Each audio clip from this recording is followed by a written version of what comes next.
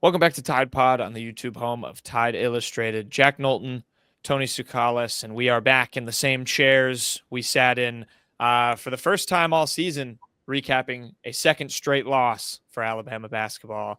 Talking some big picture stuff yet again for how some pretty major things that keep popping up are going to be fixed, Tony, for the Crimson Tide as it continues this gauntlet. It has not gotten off to a good start, of course, losing to Auburn on Saturday. Had a chance to rebound on the road. This team had, won all its road games in SEC play. It had won two true road games. It's a little bit of a tongue twister.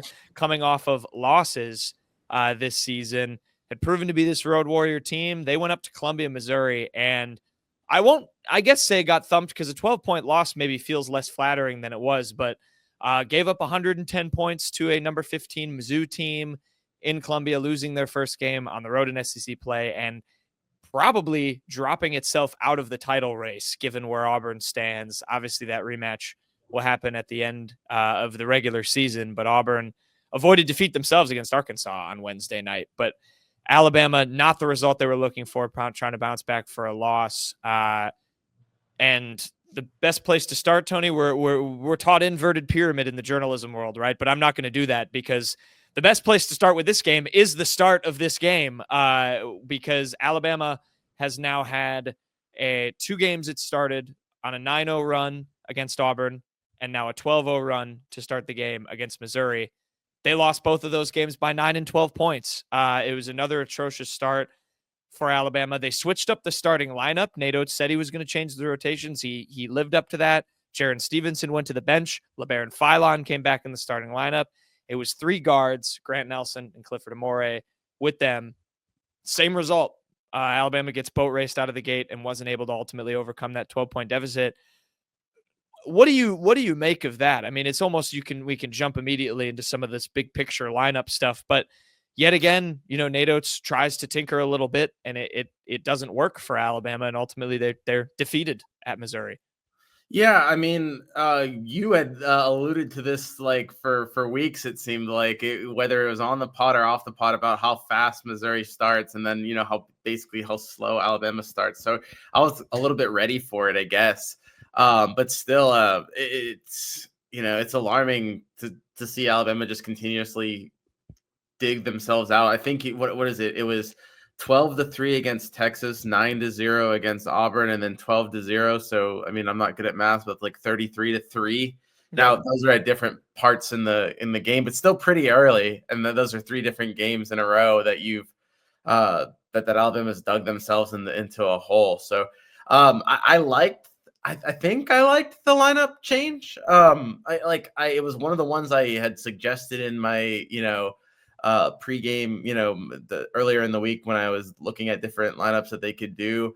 I like the fact that you could have LeBaron Philon kind of play a point if Mark needed to get shots. It's just, it just wasn't working. I think the turnovers, once again, it seemed like that problem was fixed against Auburn, only for it to drastically not be fixed against Missouri. That contributed to the fast start for the Tigers. It was one of those cases too where Alabama's had this problem with letting things spiral early on and then never being able to get the momentum back. It seemed like every time Alabama got close to bringing it within, with Auburn, it was tying it. With Missouri, it was mostly just getting it back to within 10 or getting it back to within, 6. And then they let, Missouri get hot again. And so a lot of it was the same story as the Auburn game, from what I saw. Like I said, I like the lineup to a certain extent, but I think there's other flaws too. I just think that a lot of it's like fundamentals. I don't know how to like quantify this but like, we get so into the weeds with numbers and different setups and it's really kind of like Nate Oates kind of almost trains you as a media member with all the stats and analytics that they do, that you almost like are trained to think that way, and everything, there's a math equation for every problem Alabama has. I think some of this just comes down to it's like almost like you wish Alabama had that bye week from their perspective, where they could just almost have like a boot camp where they could just be like, okay, refresh everything. These are the basics that we need you to do in terms of, passing. Stop making lazy passes, learn how to do all that kind of stuff. And get your fundamentals right before you have to worry about, all these analytical, matchups and all that stuff. And that not to say that you're just going to forget about all that, but there's a lot of like core issues that Alabama needs to fix, like just basic fundamental who you are, your core issues before they can get kind of fancier and branch out a little bit. I think that's an astute kind of summary because, you went into this game on Tuesday. Nate Oates said, Missouri is pretty decent at a lot of the things we struggle in. So that does feel a little bit like go back to the basics, not turning the ball over, don't put them on the foul line, stay in line with shooters and contest shots. And yet none of that seemed to be lived up to for Alabama. And it was, out rebound them and Alabama did, but not really by much. I mean, it was, I feel like I've jinxed this team because I remember writing after the Arkansas and Texas games about some nice inbound plays that they drew up. And the two inbounds I remember against Missouri were, Nate Oates had to call a timeout and I think smashed his second clip whiteboard of the day. I know there was one whiteboard smashed on the first inbound play where I think it was LeBaron Philon threw it right to Anthony Robinson, and then Mark Sears had to commit an intentional foul. That was the first clipboard, yeah. That was the first clipboard, and then there was a second smashing of an object where when he had to call a timeout on a baseline out of bounds because they couldn't get it in. You had five free throws on that technical foul, and then Mark Sears had to commit an intentional foul. So, they gave essentially like a clear path foul for that.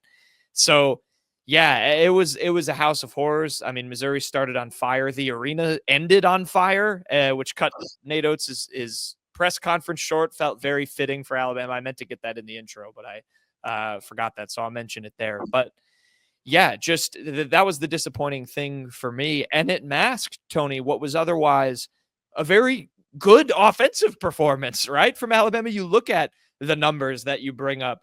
53% from the field, 41% from three. They shot around their season average from the free throw line, 71%. That didn't end up really feeling like it made a difference in the game, at least from Alabama's perspective.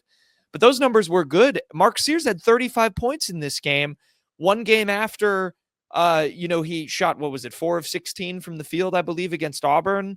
So you saw the response you wanted to see from him, and yet it was all wasted because of this opening few minutes where, yet again, whether it's going back to the fundamentals and just coming out of the gate flat and never being able to recover from it. I don't know if it just goes all the way back to that, where it's just, hey, we can't be asleep at the wheel against teams like this because maybe, Alabama's been able to afford to be asleep at the wheel against teams inferior to it. But newsflash, the rest of the way in conference play, they aren't going to play. They're going to play teams that are going to punish you for that. So, yeah, I don't know if it's a pep talk thing.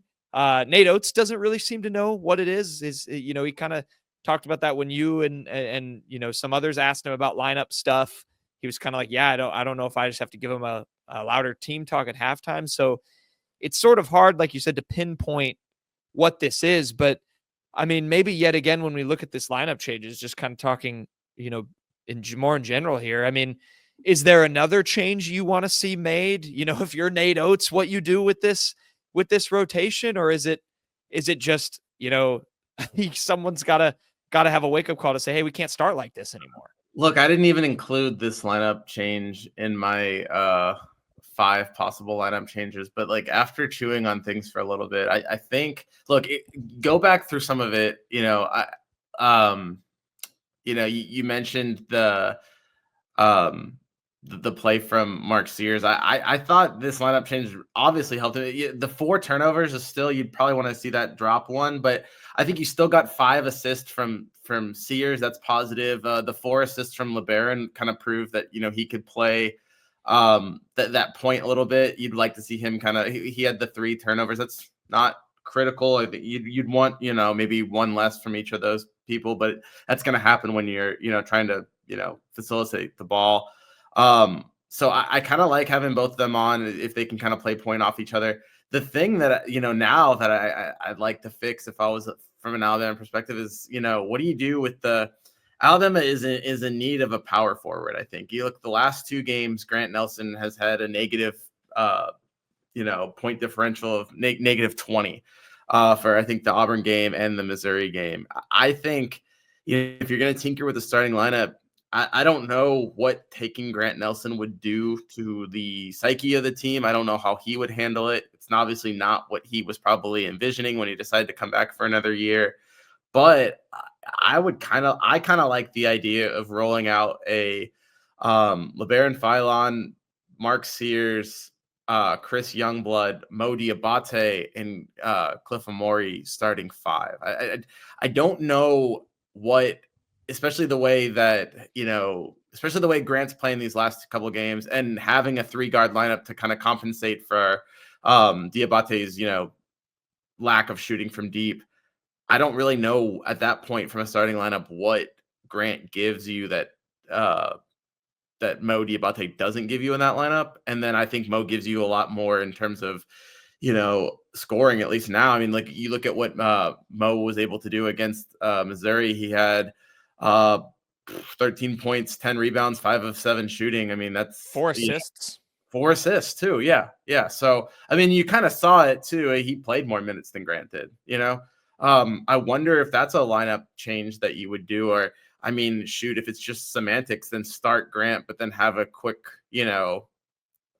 leash with it, and then kind of use your, primary 5, even if it's not the starting 5. If it really comes down to a semantics of like, it's going to screw things up to have your graduate, forward come off the bench, then have Grant start, but really use your primary 5 of, Mo and Cliff in the front court, and then LeBaron, Sears, and Youngblood in the backcourt. That's what mine is. That's what I would go with. Well, and that's the thing. You can't be semantics, because the whole issue is when it's 0-0, these games go immediately downhill. So I think it would have to be, you have to push past semantics. I mean, unless you're gonna put Grant Nelson in there like a walk-on in his last game in his career, where he starts and you sub him out after 30 seconds. I mean, that to me, that to me, the only solution. And I don't think you're wrong. And it's tough because I think, the language that I read in between the lines a little bit when I hear Nate Oates talk about Mo is that I think he likes him in limited minutes, to an extent, because he's still kind of learning things. He talks a lot with Mo about kind of understanding the game plan and kind of these little things. But you're right. I mean, when we talk about these spark plugs, guys like Mohamed Diabate and Aiden Holloway, what you would get normally was Alabama would start slow and those two would come in and they would get the lead back. But now you're not getting either of that. And so maybe it is, you've got to inject one of those guys right away to get you off to some sort of strong start. And it does seem like, I mean, Mohamed Diabate has scored at least 13 points in three of Alabama's last 4 games. He had 8 and 7 off the bench against Auburn. Maybe that is the solution, is that he finally jumps in, or at least if you do it for a game and it lights a fire under Grant. I'm not sure, but yeah, I look at, in terms of who you need to see more production from offensively and probably defensively too, and we'll talk about the defense in a second, is Nelson. And for me, it's Chris Youngblood. I mean, since that Mississippi State game, he's just felt absent. I mean, we saw him kind of fly around the wing and get these catch and shoot looks. And I just don't think, whether it's they haven't been able to find him, or whether he hasn't asserted himself off ball enough, or hasn't worked to get open. He is not the weapon that he showed he could be against Mississippi State. And really on defense too, he hasn't been that bigger guard that you can switch and throw on other people either. And so that to me also, for those two, you just need to see more from them. I think it's sometimes as simple as that. I think you need to see more from Cliff as well. I wanted to save Cliff for the defensive stuff, but I agree with you. Because I mean, what is he offering? Because it's not offense, and it's not like he, I think, Alabama brought him in not to be an offensive player. That's fine. But he hasn't been a defensive stopper either. He wasn't the answer to Broom. He didn't really stop Auburn that much in the paint. Against Missouri, he had 2 rebounds, 0 of 2 shooting, 2 rebounds. They were both offensive, which is nice. But at the same time, didn't even grab a defensive board over 15 minutes. So that's kind of not what they brought him in there for. And it's just, I mean, like, you look at it, and we can talk about this later, but Aiden Sherrell had the same amount of rebounds in 6 minutes. So, I mean, basically a third of the time out there. So I think Cliff's another guy that's going to have to, to kind of step up and be as advertised as well. I think too often we kind of forget about him. It's like we forget about him when he does something well, but we also forget about him when, we just kind of like forget about him in general, and so I think he's got to be held accountable as well. Yeah, I mean, so we can just roll into that. I mean, defensively, I just some kind of general numbers to quantify this, because Alabama did find the runs. You mentioned it.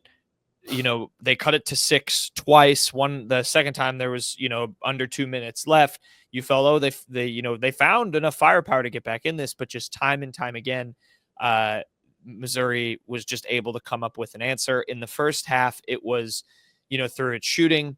Caleb Grill had 25 points in this game, made, I think it was 6 threes again. He was on fire in the first half, so it was shooting in the first half.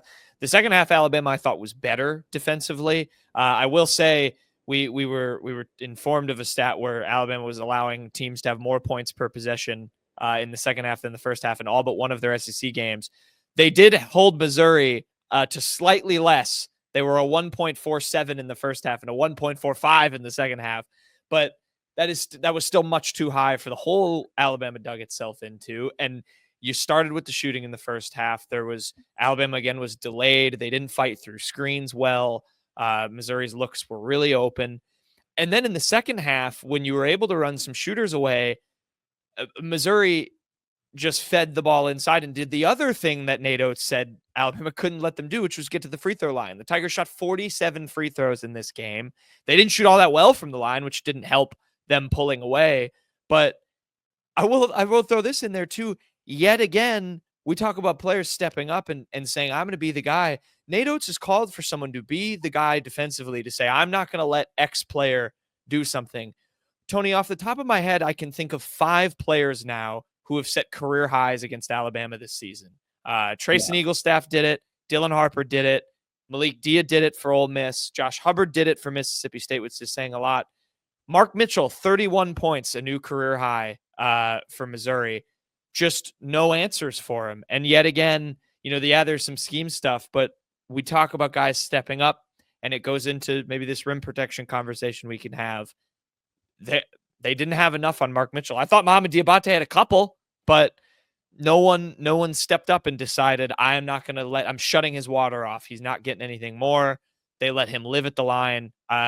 He was an absolute mismatch. Scored 18 in the first half, 13 in the second, and only had, I think, 4 rebounds. So he wasn't a monster on the glass. So it was all scoring. He only made 1 of 3 threes too. It's not so like sometimes, look at Eaglestaff, right? I mean, he was just lighting him up from 3. Same with Hubbard.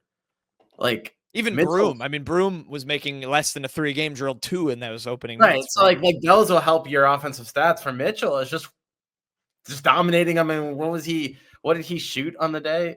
He was 11 of 15 and only 1 of 3 from 3. So like it's just he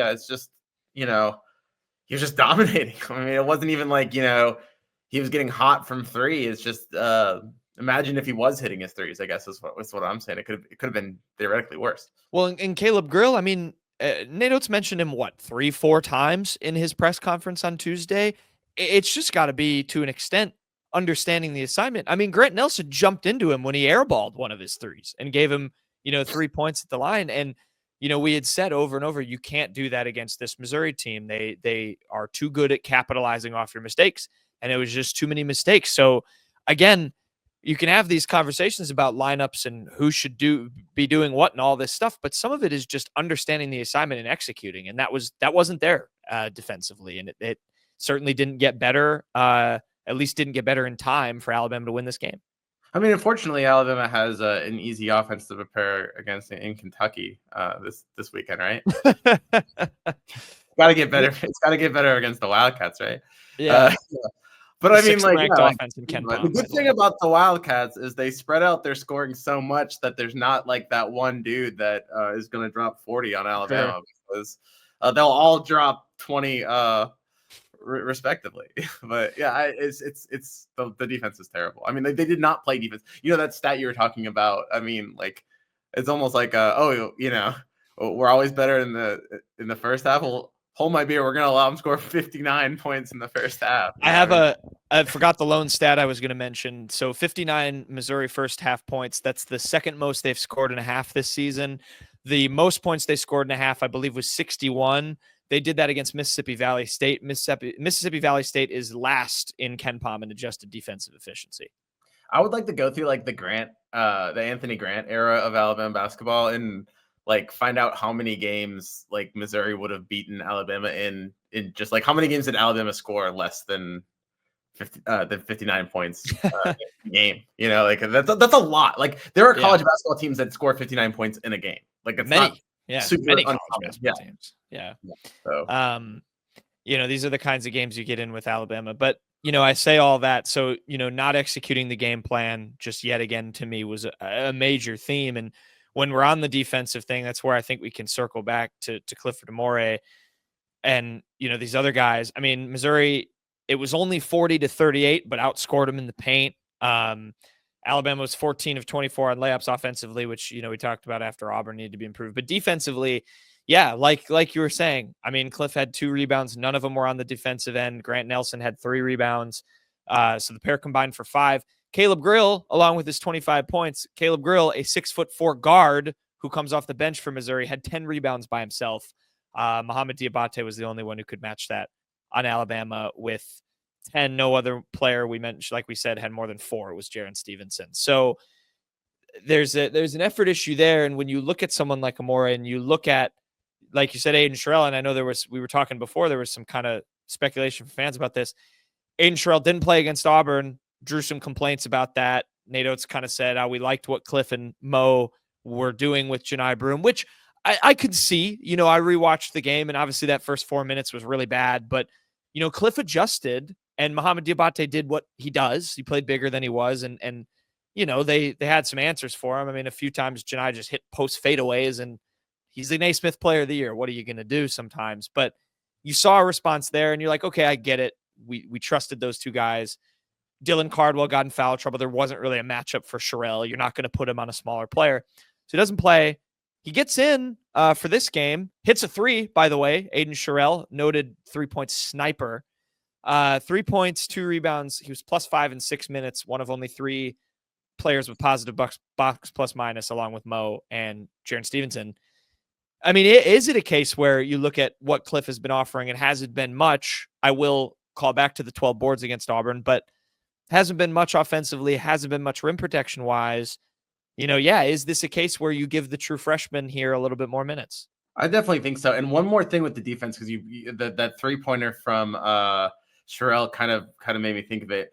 If I would have told you that Alabama shot 54% from the floor, 42% from 3, and Missouri only made 66% of its free throws, you would not have told me that Missouri is going to win by 12 points. Right. Like that's how bad the defense was. Like, like Alabama shot 42% from 3. You had people like Aiden Sherrell making threes. We spit numbers. I need to qualify for this for a second because we spit the points per possession. Nate Oates loves referencing that. We gave up a 1.4 points per possession is a lot. That means you are averaging nearly a 1.5 every time you have the basketball. That is for a whole game. I mean, that's why you score 110 points. I know it's obvious. One like 1.7 in the first half, or what'd you say? No, they were at 1.4 in like both halves. It was about the same. 1.47. Okay, 1.47. Okay, 1.45. 1.7, and I was like, holy. Yeah. I mean, there are times when teams are above 2 during stretches, which is just that's obscenely high. I don't think that can be overstated. They scored 110 points in this game. Right. Carry on. Sorry. Yeah. Anyways, I do think that Aiden Sherrell. Look, the thing about it is, like, yes, he is young, and yes, there are going to be growing pains. But if Cliff's not going to perform, then you're already going to go through those growing pains. It's not going to get any easier. I think the conference tournament title thing is done. Like, I think that's over. Or the regular season title? Sorry. The regular season title is over. So maybe both. I mean, who cares? I think that's really you didn't build this roster to win an SEC title. You built it to win a national title. So you got to figure some of this stuff out. And I think maybe playing Aiden Sherrell. Like, look, you're gonna. Who knows if you're gonna get Darion Reed back? Mhm. Or even if you should even pursue that, because this is the second time they've had to kind of shut him down. You're going to need the depth. You're going to need players like Aiden Sherrell to step up in the tournament.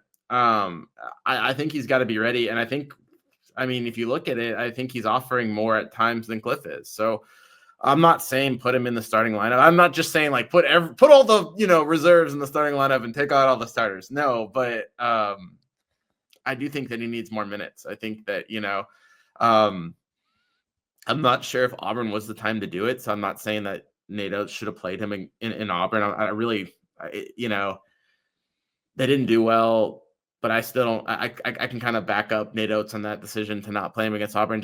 I look back at that game and don't really think, Aiden Sherrell would have fixed that, Yeah, I But agree. I look at this game and I think, I mean, he's given a lot more, and if Cliff's going to play like this, then I don't see why Aiden Sherrell couldn't play.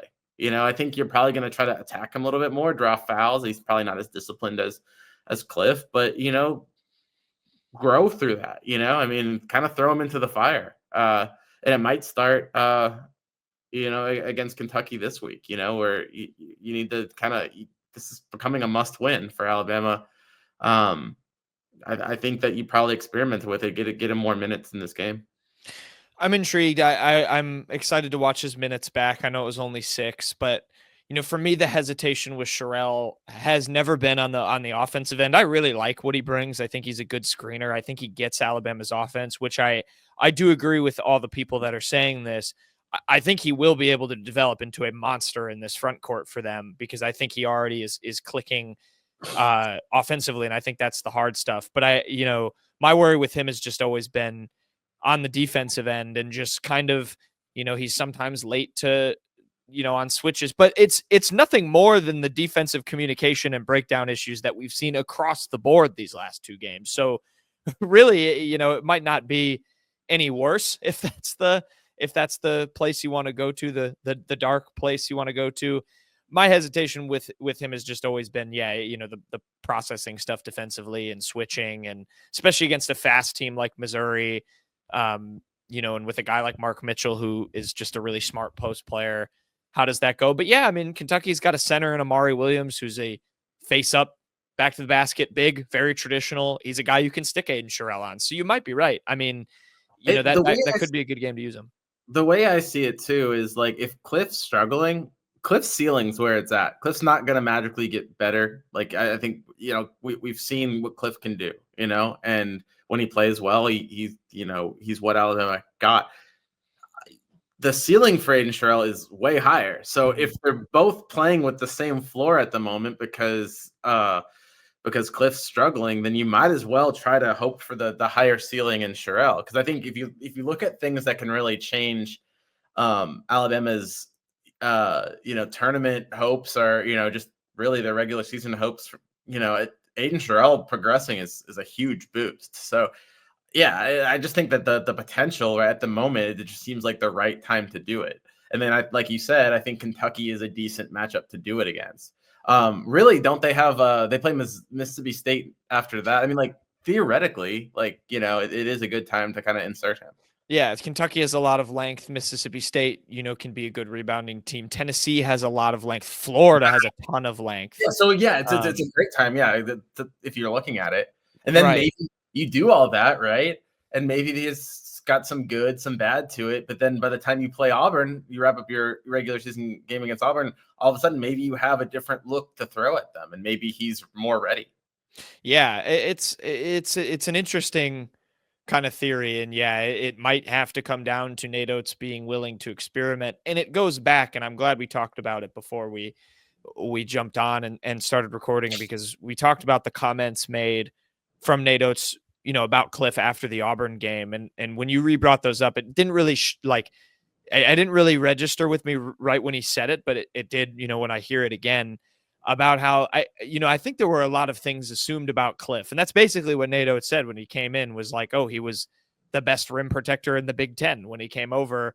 He'll probably just be able to transfer that over to us. And I don't think, I mean, it's obvious that hasn't happened. from a defensive standpoint. And so Cliff has had to learn a lot more things. And you're right, an older player doesn't have as high of a ceiling to do that as much as a guy like Sherrell, who you're molding, who you've had in your system since day one, who isn't coming over from Rutgers where he had a high volume of shooting in a way different role in a way different style of offense. You can go deep on all that if you want. But the point is, I think there were some things that were learned about Cliff, and that there was a lot more that, that they needed to kind of teach him than they were anticipating. And they've probably paid the price for that a little bit in some of these games. That's a little bit harsh on Cliff because I think he has been good. I think overall he's still been an upgrade on like a Nick Pringle, but he's certainly not the Bediako type build that Nate Oates was probably thinking he got in the offseason.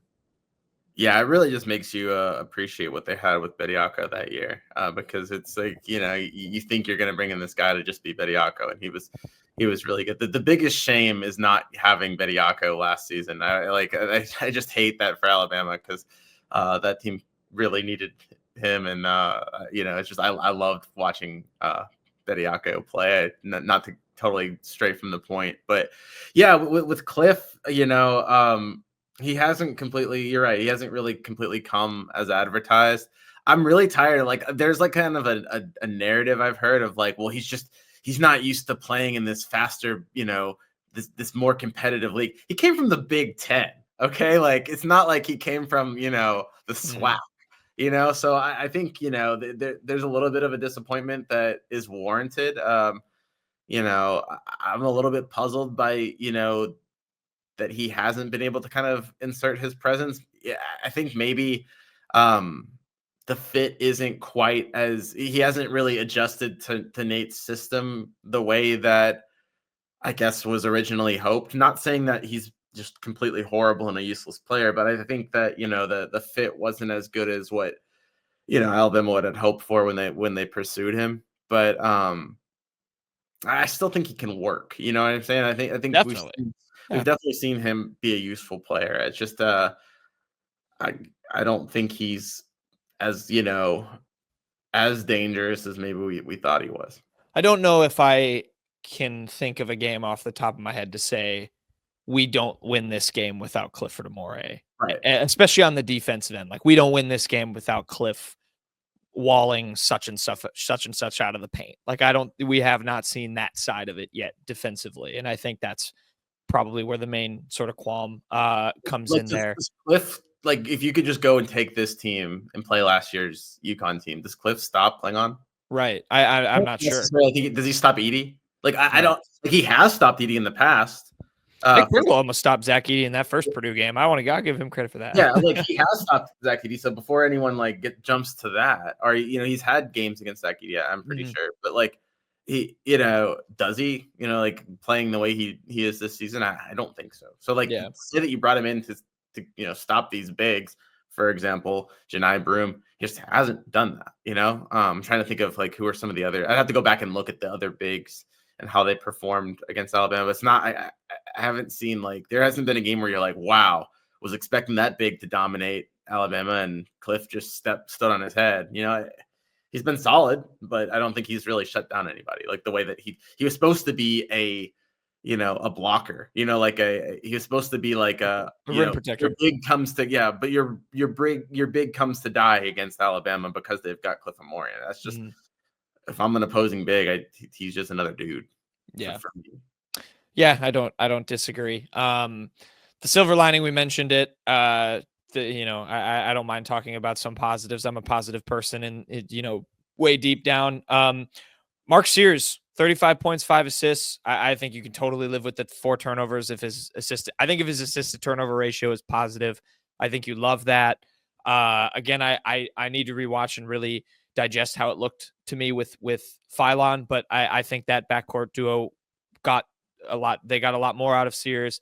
I think they did a good job eventually of getting past Missouri blitzes really high beyond the 3-point line, and Mark was able to get through that, and he took advantage of the driving lanes. And who knows, when you talk about things that you need to, Chris Youngblood, I think, used it when they had the improved turnovers against Auburn. I liked his phrase with like the little victories.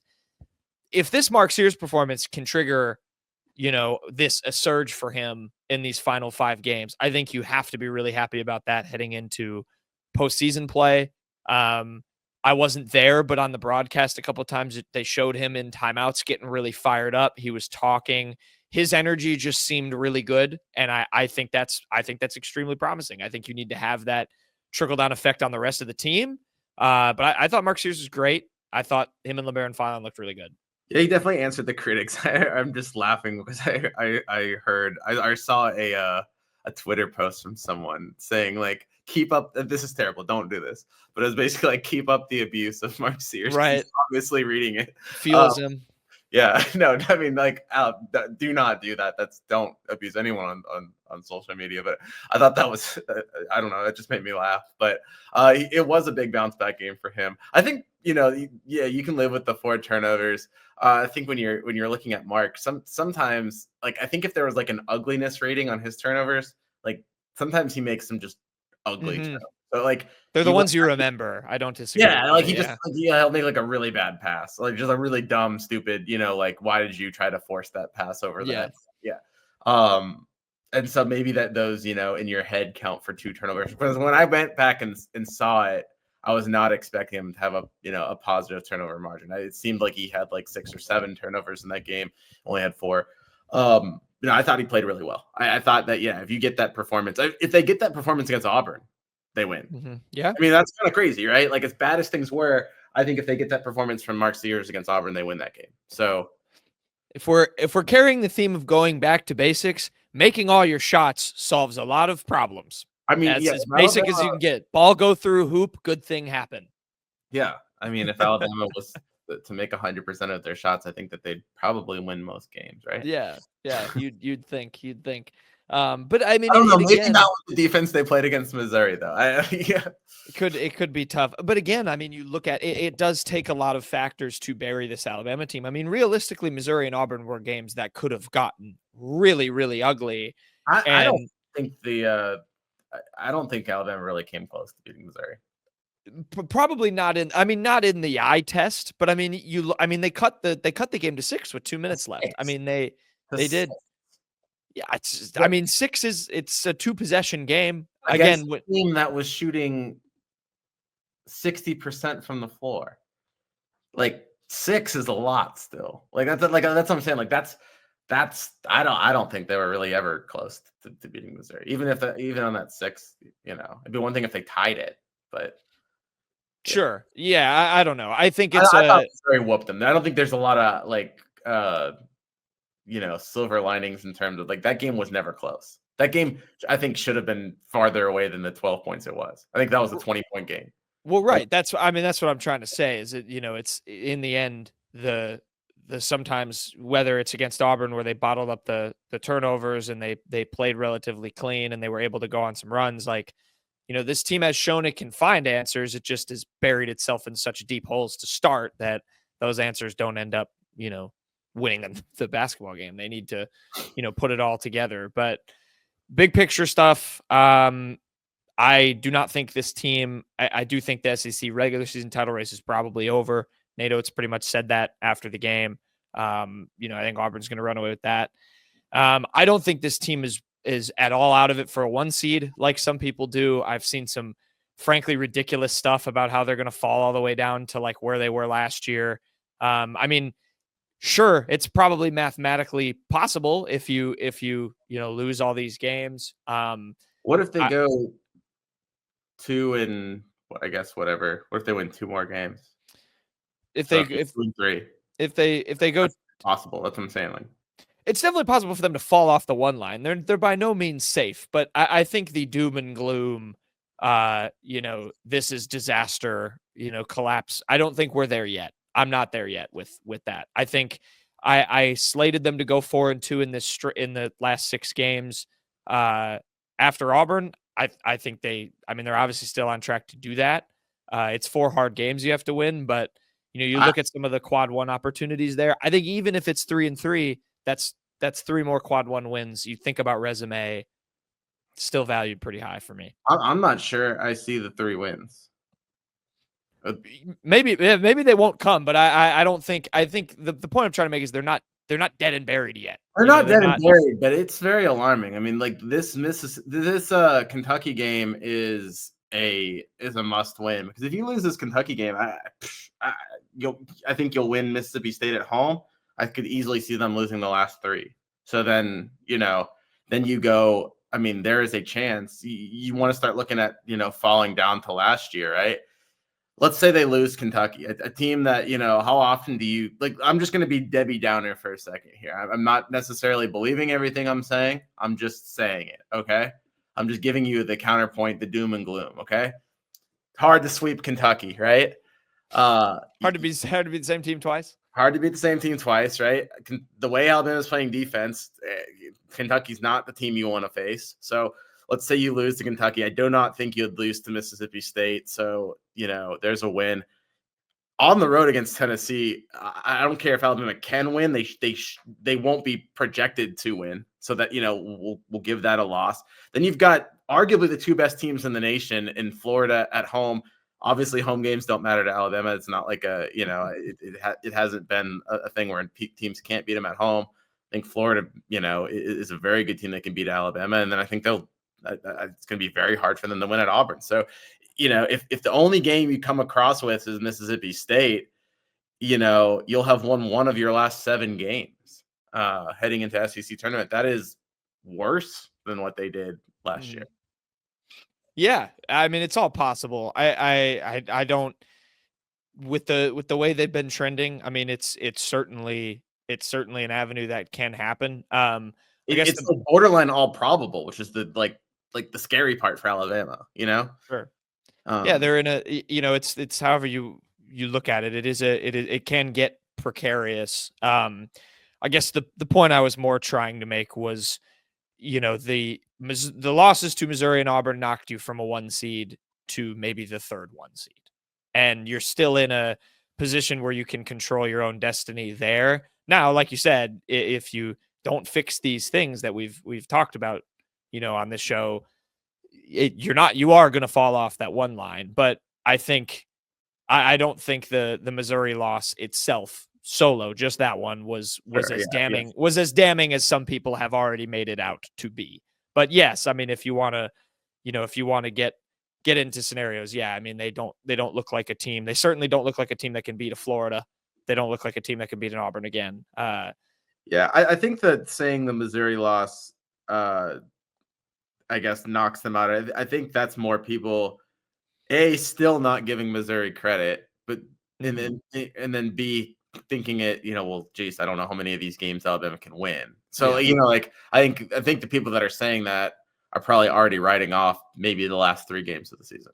So then, how many more games do you have a chance of winning? So you needed that Missouri game to kind of pad some stuff, because,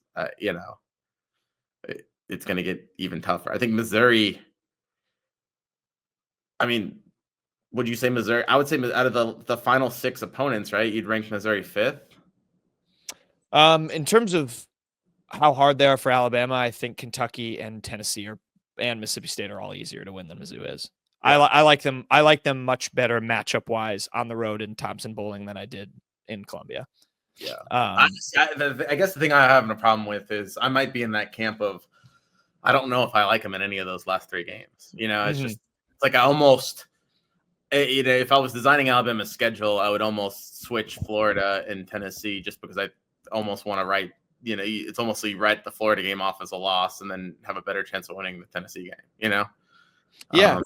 It's not out of the question for that. I think the interesting thing you have to keep in mind, I'll just offer this, from the NCAA tournament standpoint, especially this year, when we saw that release of the top 16 seeds, it seems like they are valuing immensely really high quality wins, and Alabama has stacked a lot of those up already. So, it's going to be how much do you negatively impact them if they do lose a couple more of these versus, you look back at all the quad 1 wins they have gotten already, because it's probably more than even people realize. You think of, yeah, of course. Yeah. But Illinois really Illinois on in a neutral site, things like that.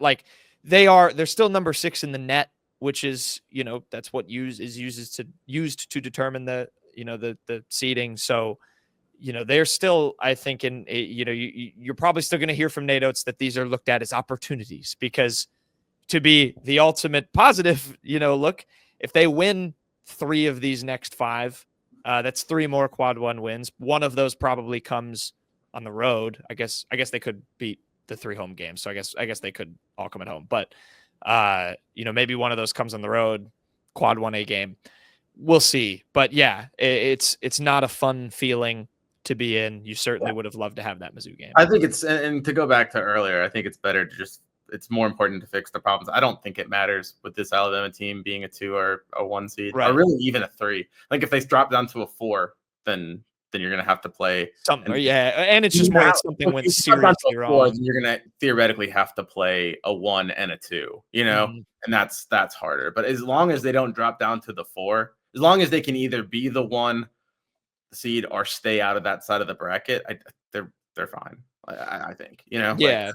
They obviously don't want to go into as a 3 with as good as this team is, but right. I mean, if that was the case, I think at that point you've got some serious problems because you're losing games right and left. But at the same time, like from a just pure tournament stand, like I think that they could beat any 2 seed out there. So yeah, you'd value them, but at the same time, I'll throw this in there. There are some things that, man, if the right red hot 8 or 9 catches him on a bad day, I mean, it could go bad. That's like pretty much the same thing for all these. Could be said that for anybody, of course. It's the NCAA tournament, except for Auburn. But except for Auburn. Auburn's just can't lose. But. Invincible. Kentucky is next. They play them at 5 p.m. Central Time in Coleman. The Wildcats are 18-8, 17-6. These 2 teams, of course, played already. Alabama won 102-97 inside Rupp Arena. They played that game coming off of a loss to Ole Miss. They are playing Kentucky coming off of a loss. Yet again, Kentucky has won 3 of its last 4, including a victory at home over Tennessee. They've had some injury stuff. They have the 5th best offense in the country, the 68th best defense, probably another high-scoring one, I would guess, in Coleman Coliseum. Quick Kentucky thoughts before we wrap things up. Yeah, I think it's going to be another high-scoring affair. I think Alabama's going to need to shoot to win. I just don't see them totally fixing these defensive issues in 1 week or in less than a week against one of the nation's best offenses. It's going to help that it's at home. I think Alabama, there was some foul calls they didn't get against Missouri. Not saying that is the answer, but I do think that, I think being in Coleman, you're going to theoretically get more foul calls. I think you got to take advantage of that. Do some of the same things with Diabate that work. I mean, we talked about inserting Diabate into the lineup. I mean, like, also, here's a guy that did really well in the game against Kentucky last time.